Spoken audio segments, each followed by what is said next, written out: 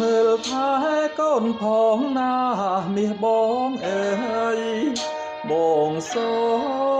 មលាហើយលាឆ្ងាយហើយលាមួយរយៈមកស្រុកគេទូរងាត្រជាក់ទូក្តៅញញឹមតស៊ូបញ្ជាក់ឲ្យចប់កងត្រាអកូនសំឡាញ់កូនមាសអើយពុកសូ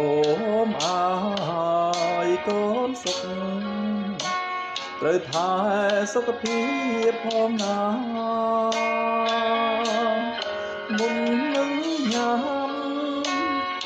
នំចំណីអាហារឬពី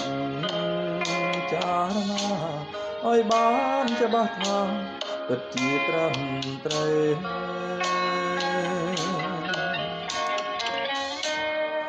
មកគិតពីមុនដោយមិនដឹកបានទៅជប៉ុន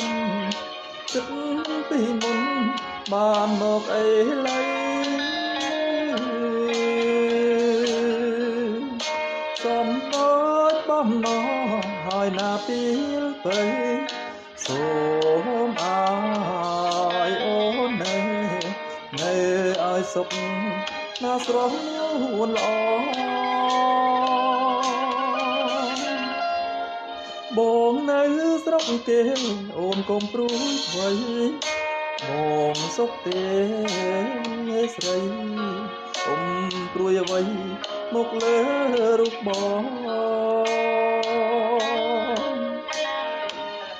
ត្រូវគិតពីសុខកភាពអូនផងកុំព្រួយពីបងសុខទេនួនល្អអូនកុំព្រួយអ្វី